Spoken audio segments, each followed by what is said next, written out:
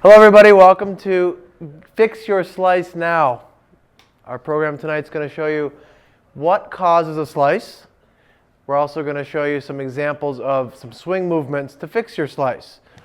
There's usually, some folks are good at moving the body a little differently to fix a slice. Some folks are better at setting up a little differently. We're going to figure that out as we go. So what causes a slice and how to fix a slice is going to be our main things.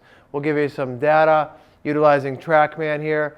For those of you that were here another time, TrackMan is the world's leading launch monitor. It's a radar, Doppler radar reader, so it reads the object in the air. I believe it was created for missiles, is that right? Yes.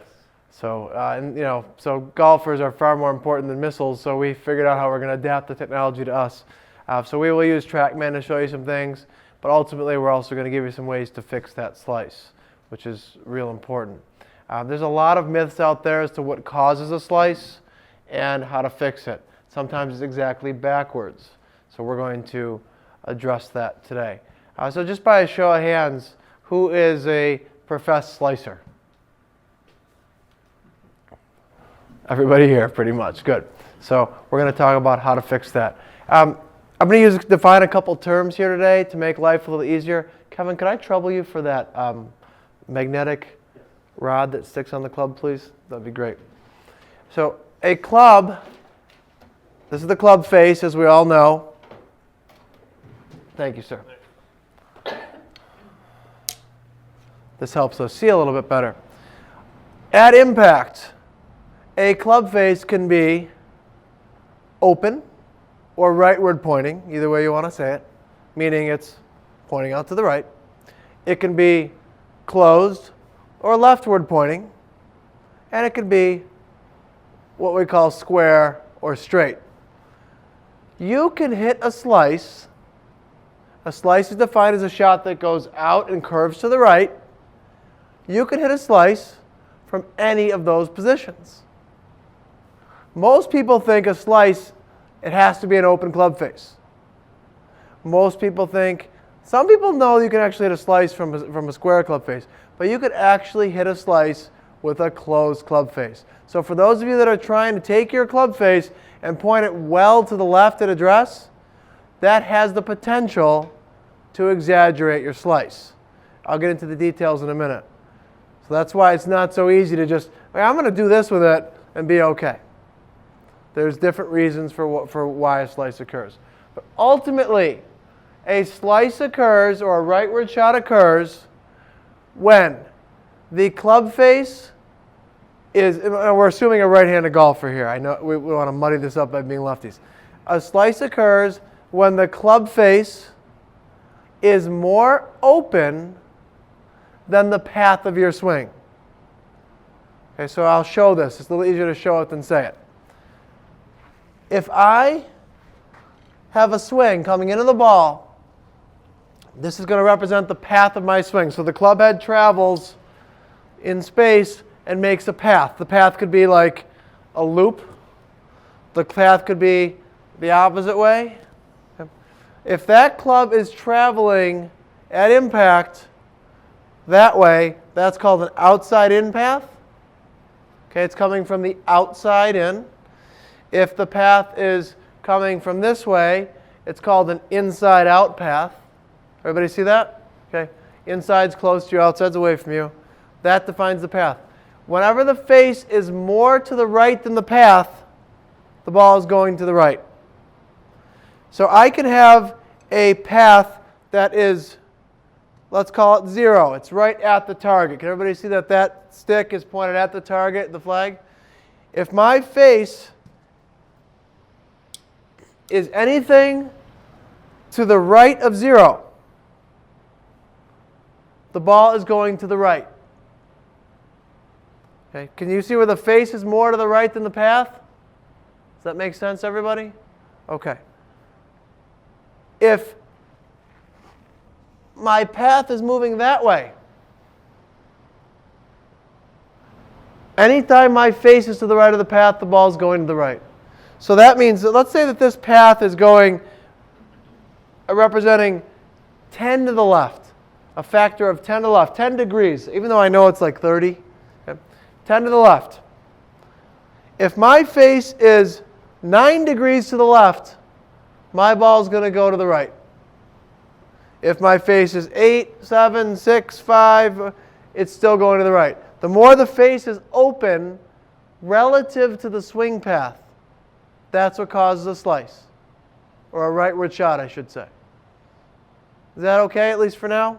Okay. Now, great. I mean, that's geometry, that's science, physics, whatever word applies. I don't profess. I failed them all. But, okay, that's great. We understand that. But now, eventually, we're going to have to figure out how we're going to put that into play for you. How are we going to fix this, all right? So again, anytime your face is to the right of your path, that ball is going to the right. So that's why so many people think, oh, I'm going to fix my slice by doing this. I'm going to close the face. Well, they might close it, but their path is still moving too far to the left. Too far to the left. So you have to make adjustments to both sometimes, right? Understood? So you can choose. You can choose whether you're going to fix the face or the path. Some folks like to fix the face first and not have it be as open. Some folks like to fix the path and not have it be as across. We'll show you some ways to do both today. All right? I choose, in most cases, to see what we can get out of the path first. A lot of times it doesn't work, then we go to the face. It depends. Okay? That's what we try to do. Any questions so far? Okay. I don't expect anybody to be leaping up and totally like having a revolutionary moment and ready to have their slice fixed. We're going to get to the how-tos in a little bit. All right? So we'll take that for a second. So here's some reasons why we get a path. We're going to address the path first. The path being too much across the ball. By the way, I kind of missed one thing. Anybody play pool? If you hit a pool ball on the low left, which way does that ball spin? You hit it on the left, which way does it spin? It spins rightwardly, or that would be clockwise, correct? Anybody want to help me? I failed that one too. So it spins in a clockwise fashion. Okay. Now, people use the word side spin. A golf ball really doesn't side spin. The axis of the ball spins. So if there was a line going through that side of the ball and this side of the ball, like an axis, it actually just tilts the axis and makes it go to the right. But if you hit the low left, like you're driving a nail into the low left, that makes the ball go to the right. So think about it this way. Most slicers are creating a situation where they're coming into the ball this way from the outside in. They're hitting the ball more toward that low left quadrant, and then they're putting a tilt on the ball that makes it curve off to the right. And then the ball hits and it goes more to the right. We've all seen that before, that banana curver, and it goes more to the right. That's a lot of times what's happening. So the very first thing you want to understand is look at that. It's like all the girls used to chase me around in college. Okay. The first thing you want to understand is that you want to be coming into the ball. If you were driving a nail into the ball, you're better off driving that nail like this. That's what we're going to call a more inside path. You're creating a situation, no matter how you want to do it, where you're getting the golf club coming in that way, and it will feel like you're hitting more the outside right quadrant of the ball. So this is the outside right there. You're driving a nail right into there. Everybody see and understand that? Okay, good? Into there. That's going to create a tilting of the ball to make it curve that way. So let's say we're standing on a hole. This is where it gets strange. Let's say we're standing on a hole, and out to the right is the water. Most of us try to swing so that we're pulling the ball away from the water. It's the natural reaction. I'm going to pull it away from the water. What does that do to the golf ball? Yeah, we'll use the word spin for now. It makes it curve, or it makes the axis of the ball curve to the right or tilt to the right. Let's just go with spin. Anyone watching this that's an engineer, I'm sorry. So we're move that out to the right. So the more you try to pull the ball away from the trouble, the more it goes that way. So we all know by now golf's a very opposite game. The more I try to swing at the trouble, the more the ball will curve away from it. So that's an important thing for starters. That's a little bit of a leap of faith, isn't it? Okay. So for those of you slicing, a very quick fix is to work on getting your club path coming more from the inside. Is that for me again? Is that for me? Coming from the inside, working into what feels like the outside right part of the ball. That's going to put a movement on the golf ball that makes it curve to the left. Come on now, do it for me. All right, I can keep my certification. That's a really hard curve to the left. What is that? 32 yards to the left. It's out of bounds, but I told you we'd cure the slice. So 32 yards to the left. All right, so that action produced a huge hook. That's going to be it. We'll fix the next class. I better not go home and tell my wife I'm a hooker.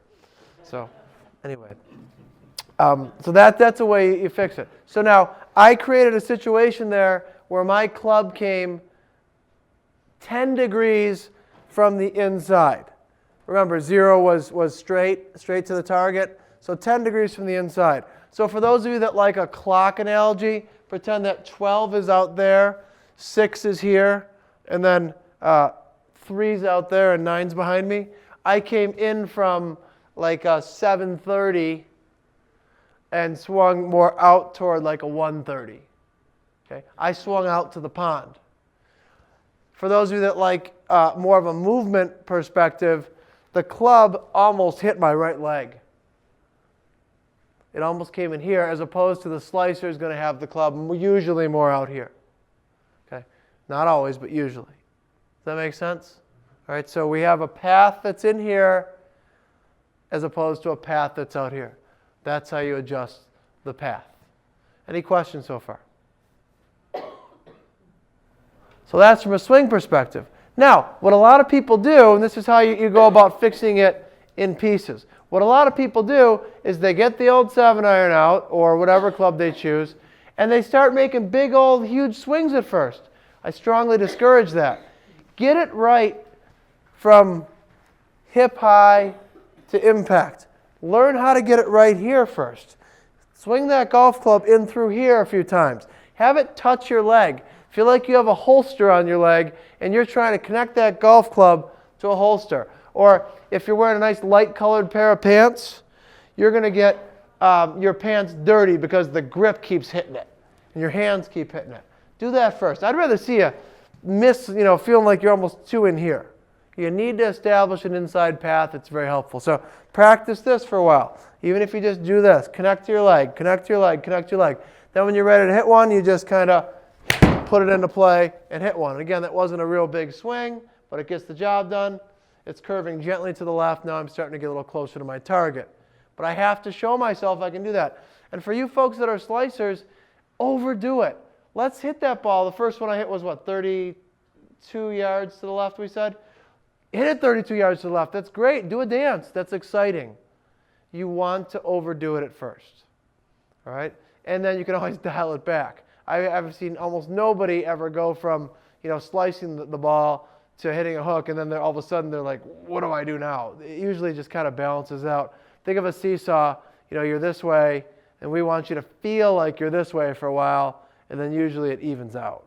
Just how it works. We tend to revert. Now what also happens is your next practice session, you're not totally healed yet. It's not like taking an antibiotic where you're just better. You kind of have to add some more weight back to the seesaw. So you're always going to be a recovering slicer. And then if we start hooking it, then we'll worry about, we'll fix that next month. Okay. So again, any questions? No. Okay. So that's one way to do it, through your swing path. Another way to do it, see if anyone can build on this. This is still swing path now. Which way would I be better to set up to fix my slice? Remember, we said that if we create like a 7:30 to 1:30 swing path, or an in to out motion, or swinging out to the right, we're going to make the ball curve back that way, correct? So What would I be best to do with my setup? Closed stance. So for those of you that may or may not know, a closed stance is basically pulling your right foot back, pulling your right shoulder back. Why is that good? We hope. Why is that good? What's it creating? It's creating the path to go more in to out. It's creating, even though it kind of looks, a little forced, it's creating, excuse me, it's creating a path that's going to come more from in here, as opposed to one that's out here. So again, what most people do to fix their slice is they do it the wrong way. They get too much this way. How do you get a dry cough in the winter? I don't know, right? They go like this. They try to aim left, turn left. What's that promoting? It's promoting a swing path that is too much outside in, and then it does more. Now, sometimes the only merit to doing that is sometimes you're starting the ball so far left, it's curving, and I think about the golf course where I teach at, all the trouble's left, so people aim over the road and they bring it in, and it's a little dangerous after a while. But that's how you're going to work with it. So you could take and move your setup instead of your swing. Half the world likes to swing, half the world likes to setup. You're going to have to experiment with it. You take your setup and you could close it down. You could point out to the right. I feel like I'm aiming over there somewhere. And you could practice driving the club face into that right quadrant like we talked about. But it's mostly via your setup. I'm creating some different lines in my mind. And then I have started out there, and hopefully that one curves in. It didn't feel like it curved too much. We'll see. Yeah, a little bit. It's curving enough. Good enough. Not bad. That's a good shot. Yes, question? Do that every time, that setup? Until you stop slicing the golf ball, yeah. See, it's really important to understand there's law and there's preference.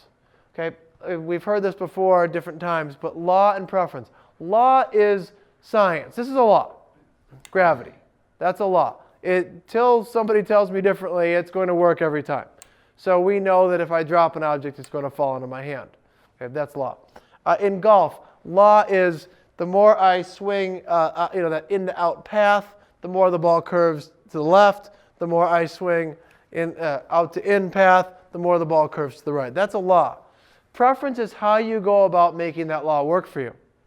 So keeping it simple here, we know that law is the more I swing out toward 130 or keep the club inside and hit that outer quadrant, the more I swing to 130 in this case, the more the ball is curving that way. It doesn't matter if you do it in your setup. It doesn't matter if you do it in your swing. It just matters what works for you and how you can create the repetition. And that's where preference comes in. Some folks, it's going to involve the grip, changing the grip a little bit. I'm purposely not telling you how because, interestingly enough, some people can strengthen their grip. Strengthen meaning taking the left hand and turn it more on top of the club. Call that the old motorcycle grip. That's the Harley grip. And bring the right hand more under. And sometimes that makes you actually slice more. You see different things. It depends on how a person reacts. Used to be that we try to do that and get them to turn the club over. Turning the club over doesn't work at all, by the way. We'll get into maybe why and like some question and answer later. But a lot of people say, yeah, turn that club over like you're rolling your wrists. It actually creates the opposite effect. I'll go over that a little later. But it can make the club actually hit more on the heel. It can make you actually come more from the outside. So where that comes from, just to address that, has anyone ever been told to roll the wrists? Okay. Where that comes from, I believe, is when you really start getting the path more in here, you'll feel a natural rotation of your forearms, almost like they're staying close to each other, and there's a natural rotation you haven't felt before because the typical slicer is coming down and across the ball a lot, and they're what's called handcuffed. Can you see my hands look like my forearms look like they're cuffed, and they're never going to do anything other than stay locked? So when you first start feeling this better action, you start to feel a little more arm extension, a little more, what some people call it the release. They feel like they rolled their wrists, and it comes back again. And then they're like, oh, and then they have to get a package of lessons. So that's where I think some of that comes from. So you don't need to roll your wrists. Your hands will create the proper rotation that they're supposed to from having a better path. Everybody kind of understand that? Anybody tried to roll their wrists? Yeah, I tried it. It doesn't work, right. It creates, what it really does too is it creates really poor contact a lot of times. And by the way, I don't know what you see on TV. Sometimes, the announcers will talk about how they rolled it over or turned it over. That's just a term. It's really one of those antiquated terms. So the guys and women on TV aren't really turning it over. They can't control a club moving in an iron 80, 85 mile an hour. They can't control the club face that fast and that perfectly and hit the shots they do. They can't do that. They're doing it the way that I'm talking about, where they're using their body to rotate and things like that. So we'll save the super high level stuff, but you get a lot of these buzzwords that are just wrong and they create problems. So, and again, any questions at this point? Okay, another reason why a lot of people slice. So ultimately our job is to get it right through impact. Get it good through here. That's real important. But another reason what prevents that a lot is a weight shift going back. Okay, so a lot of people do this going back where they take their head and their spine and shift it too much to the right. And by shifting to the right too much, it then becomes very difficult to get your weight back forward into the ball. You move to the right, and then, folks, spin. So you go shift, spin. And that spinning action does what to the golf club? Let's look at it from this angle. Shift, spin, or turn. It's way outside. And what does it do to the face? It's pretty open. So now we have a double whammy and we hit it way over there. And we're trying to pull across it because we're trying to avoid the trouble, and it gets worse. So some of this is the picture you have in your head. Some of it's the motion. So again, it's a little counterintuitive, but you are better off, to fix your slice, you're better off keeping your weight forward. You're better off taking so let's say you're motivated by money. We put a couple $100 bills under your shoe. Keep the money under that left shoe. You keep the weight forward and just kind of pivot. Now you're in a position where you're going to bring the club in from the inside. The more forward your weight is, the more the club stays on the inside. There's a relationship there. The more you move forward, the more it stays in. The more you turn, the more it gets thrown out. There's like an opposite reaction. So if the left side spins, weight gets thrown out, or the club gets thrown out. So we have to move forward in our golf swing. That's another big reason to how you can fix your slice. Okay? The more you move forward, the more the club comes from the inside. Now, has anybody ever been told not to slide? Don't slide your weight. Anybody ever heard that? We're going to politely remove that. If I had my broom, we would sweep that off the stage, off the mat. That's no good. So we want to move forward. Okay? Very rarely do people not move forward enough, because forward helps bring that club down. And that's an inside swing path as opposed to turn.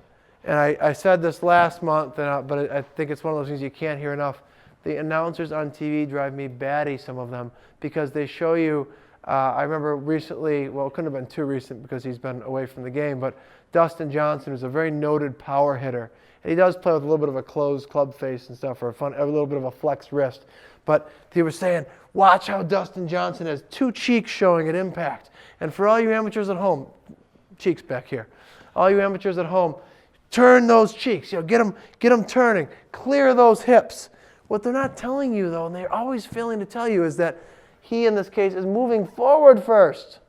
He actually is moving forward as the club's going back. So he's moving forward, and then he's turning those cheeks. They make it sound like, you need to do this from the top. And that gets the club out and throws it over the top, or, across the ball. Yes? Talking about terminology, over the past 2 years, I would say the word cut has become commonplace in describing a shot, which I think is just a slice. Is that true? Okay, so terminology. What is the word cut? Cut is a gentle slice. It's and where it comes from cutting across the ball. A slicer really slices across the ball. Think about a cut versus a slice. Cut your finger versus slice your finger. A cut is a really gentle slice. A cut is a shot or a fade, same thing. It's actually one that you typically play on purpose. You aim a little left and you play a little cutter that fades into the pin. That's like the kind that sounds like you know what you're doing. A slice is, it's the banana ball that we all want to cure. Okay, so we want to turn our slices into cuts at a minimum. That's a very playable shot. A slice tends to be a not so playable shot. Any other questions? Excuse me. Okay. So we were just talking about how a lot of times people shift and spin or turn. So the reaction to that is keeping the money. In this case, we use the analogy of $100, a couple $100. Okay, we're a very affluent group here, so we're going to go with a couple $100. Keep a couple $100 under your shoe. You don't want it to slip away. That's what you want to do with your weight, is keep it forward, your lower body weight. All right. Now, a huge deterrent to that, what we've talked about when we talked about creating swing power as well, is too many folks play with their feet straight on, where the feet are essentially facing you or facing the camera in this case. We need to get our feet ducked out some. The more straight your feet are, the less mobile you become. Can everybody see how my left knee, my lead knee, it can only really go this far. Now, I'm not 14 anymore. When I was 14, I probably could get it farther. And judging by the group here, well, a couple of you are about 25. But we can't go anywhere. But if I take my foot and externally rotate it or flare it out, look where I can go. Now I have way more ability to go forward. And what happens, by the way, to this man or woman who has too square of a foot, he or she tries to go forward, reaches a structural boundary, and then tends to go back. Because who wants that pressure? And then not only do you go back away from the ball, that does what to the club face? Opens it. There's a slice. But it also can put pressure on the lower lumbar spine on the right side, neck, wherever your weak spot is, it can kind of get you. Some people feel a stretch on the left. It just depends. So the idea being is we want to get our feet out, and we want to be able to get our lower body weight forward. So from the body perspective, you're very wise if you go home tonight or start practicing tomorrow. Don't even use a ball. Just practice keeping the club in here by your right leg, like trying to attach to that holster, and practice getting your lower body forward. See what I'm doing there is I'm getting my body forward, almost like I call these ankle breakers. I want the pressure to go like we're at a point where I feel like I'm rolling my ankle. You won't because your foot's turned out. And don't be afraid to turn it out 30, 45 degrees. Dave, would you be kind enough to come up? Dave's our lead instructor with Gary Okino Golf. Dave, could you show everybody your natural setup? Maybe face them first and then Absolutely. Hit a ball or two. He's really the player in the group. Sure. What I typically like to do is I like to have my lead foot, my front foot, flared out at about 45-degree angle. And like Gary said, that allows you to move your weight forward, which drops the club on the inside. So you can really attack the ball coming from the inside as opposed to spinning and coming across. Sure. So let's put that into play. All right. Now, I'm going to preface this by, you talked about cutting. I actually, my normal shot pattern is a slight fade. So typically that's what I do. But I'll try to hit a draw here, like Gary's going to show me here. I'll set up with my stance slightly closed. And I'll try to swing from the inside. And Dave has his foot turned out, so he's going to move freely now.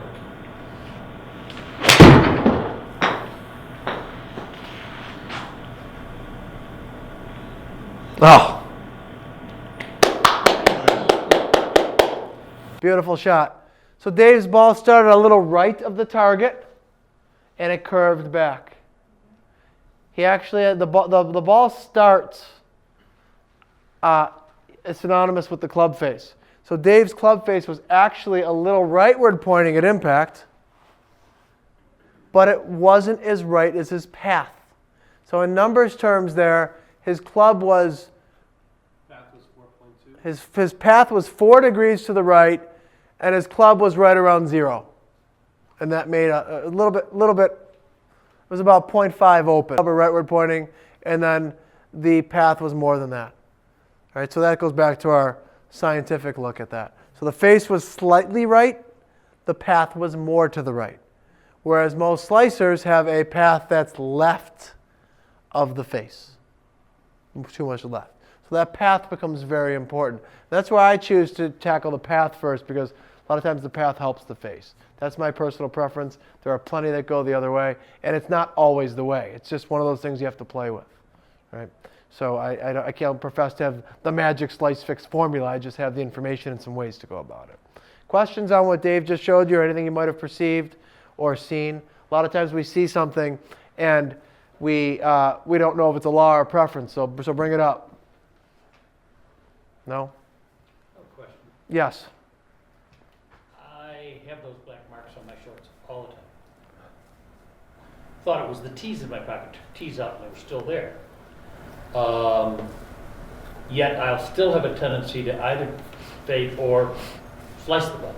Not always. I don't slice it anywhere near as badly as I used to. But what am I doing? I mean, obviously I've got my hands in, and I'm at the top of the club. That's where those marks are coming from. I always wondered where they came from. So as I said, I took the tees out, and I thought I was hitting myself on the cart when I rode. They're there all the time. So Are you sure you're not hitting? You're sure you're not hitting the tees off the steering wheel of the cart? You positive? Yeah. Okay, because that's usually what causes it. If you are hitting it with the club, then what's happening is you're keeping the club in the best you can, but you're still spinning. So you're hitting yourself, but you're still moving that way. In other words, your shoulders and hips are open too early. So you'd be wise to do something like this, where you pull your right foot back and just do some drills like this for a little while. Trust me, you won't hear any flack from the guys. Where you just do this for a while, where you keep all your weight really flexed and forward. This is a range drill, and you practice keeping the club in. So you're just going to basically make some arm swings, but you're really going to work on keeping the money under your foot.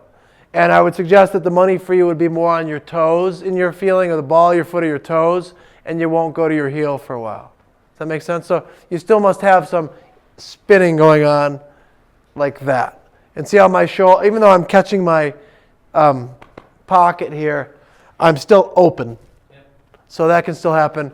Or there's some, you're coming in the right way, and then at the end, you're doing that, and it's like a flash response, I call it. So you could have, if I was able to measure the path here, you could be inside, inside, inside, inside. Then all of a sudden you go like that, and we're outside at the end. And that's common too. The hit comes off the heel sometimes, things like that. Now all this information is a little bit moot if we're not hitting somewhere near the center of the club face. The more you hit the toe or the heel, the more the ball disperses sideways. It's called gear effect. Gear effect's basically a fancy term for the club turning or twisting. So you ever hit a ball and you feel like you lost to the club in your hands? That's usually the fact that you didn't hit it solidly, and the vibrations made the club twist, and you just didn't have it. Maybe your grip needs a little work. It's not as secure and snug as you'd like it to be, but it feels weird. A lot of times it's hitting the toe or the heel. So in your case, I would suggest having the weight more forward, but it's the lower body weight. You don't want to take, it's a real important piece. You don't want to take your head and your chest, like your breastbone, and start doing this. That's not good either. That's going to be real steep. So it's really feeling like you're taking, let's say the ball is a little forward of center, maybe in line with my left chest, and the shaft is in the center here. You want to keep your head at least feeling like it's in line with the shaft. Head and breastbone in line with the shaft. And then you're practicing getting your lower body weight forward. Your head will get pulled a little bit. But see that difference? Where some folks go like this. They go, and that's its own problem. That's a whole other story. So we don't want to, but we want to differentiate. But that's why I suggest doing these movements at home, and especially for the folks that are up in the north here, it's winter. So you have the ability to hit balls in here. You have the ability to go to one of the domes, which is great, but you also have the ability to just pick up a club and do this each day, so you get sort of that motor memory, your neuro memory, and you get it a little more ingrained, so it's not so foreign when you go out there. Trust me, you get your swing mastered from about 9 or 10 o'clock here. I'm referring, when I say 9 or 10 o'clock, I mean like the left arm's at 9 o'clock. Okay, you get it mastered from about here to impact. Just keep doing that. You're going to be a lot better off than if you try to make the big swing and the big swing. It'll reshape things for you. Other questions? Okay, one more thing here, and then we'll open it up to. I know Kevin will have some information for you on some other pieces from more of the scientific end. Having the handle forward is another way to help yourself slice. So I'm giving you ways to fix that. Some people like take this one, some people like this one, some people like club in, some people like weight forward, some people like hitting the right quadrant of the ball. There's all different ways to do this. But having the handle forward helps. Most slicers, not all, but most and many, have the handle back at impact. And that could be what you were talking about there. See how the handle is behind the club head? When I refer to handle, I call it the grip, the handle. Handle's behind the club head. So they've done some element of this. That can cause a slice. Having the handle forward does two things simultaneously. One is it brings the club more from the inside. Second thing it does is it gets the weight more forward. They kind of help each other. So the more the handle's forward, the more the weight is forward. The more the weight is forward, the more the handle's forward. Either way you want to look at it. Anybody else want a tongue twister? Okay. So that's where we want to be. That's helpful. So it doesn't hurt to start with your handle forward. I'm now hitting in this direction. Don't worry, I won't take out the expensive club shafts. It doesn't hurt to start with your hand a little forward. Nothing crazy. You don't want to see it like way out there, but a little forward, because that helps you bring it in a little more that way. Okay, so things to help your slice. Handle forward. That's one. Weight forward. Feet turned out. Club in here. In by the body. That's a big one. An inside-out path. I'll turn this way to show the path. An inside-out path is very helpful. So putting a stick down, or these swimming noodles are really the best because you're not going to break them. Taking a nice curved swimming noodle and maybe even exaggerating it at first. And swinging from in here so you don't hit the noodle. Everybody see that? Can you also see where my handle's forward? My weight is forward. That's going to create a situation where you're going to get that inside path. That felt like a pretty big hook. I bet you that's that 30 yards again. But why not for now? Wouldn't you love to hit that shot? It feels powerful. It's not what you've been doing. You need to learn to tip the seesaw a little bit. So those are ways. Centered hits help too. All right, all those things are key. Anything, Dave, you can think of that you'd like to add to all this? Yeah, there's 5 or 6 things there. So, yes? How do you get it in the center? How do what? I was just, when we were just playing, we put that tape on our clubs, and no matter what I did, I was like, towards the nozzle. The question is, how do you get the hit more in the center? All the things I mentioned will help. And that was really good to put Carol, to put the club face tape on it. You can use club face tape. You can use Dr. Scholl's foot spray. I'm not a paid endorser, but you can use Dr. Scholl's foot spray, and that will give you the impact location. Sometimes you just have to learn how to do it. You have to literally do what we're saying. Just keep going. 9 o'clock, impact. 9 o'clock. Just keep lining it up. Keep showing yourself. Most times the centered hit's going to be improved, though, by getting that handle a little more forward. There is sometimes the handle can be too forward, but I'm going to take a shot here and say for most slicers that's not the case. So, This was my driver, so. Driver? Like a whole sure. Same rules apply right now. Yep, for right now, you in a private session. But that's really basically how it works. So those are all ways to go. Some folks feel, there's all sorts of other ways to feel things, but I think we probably have covered the major things right now. Any questions for me? Okay. Kevin, how about anything you want to add from a standpoint? What you talked about, impact location, that can be something key as well. Believe it or not, you can have a perfectly square face right at the target. You could have a perfectly straight path and still slice the ball. Any idea how that might come about? Not that this game wasn't hard enough, but you could actually have a straight path and a straight face, and the ball could still slice. Any idea how that might happen? Well, it's what you talked about, impact location. So for example, on a driver shot, which we were talking about, if you miss the center of the face by just a ½ inch on a 250-yard shot towards the heel, the ball is going to curve 35 yards to the right, even with a square face and square path. So impact location is very key. And what I do here is a lot of club fitting. So we work on a couple of things. For most slicers, getting a club that's got a more close face angle is a big help, and that's similar to what Gary's talking about with the setup, where you're trying to close your stance and close, so you're swinging more out to the right. So this just is like a little help for players who slice. And then the other thing is we use the impact tape to monitor the length of the driver in this case, because where you hit it on the face is so important that even having a perfectly square face and path can lead to a shot that goes very far to the right if you miss the sweet spot. So that's very key. So I just thought I'd mention that as well. Thank you. Folks, this is a tough game.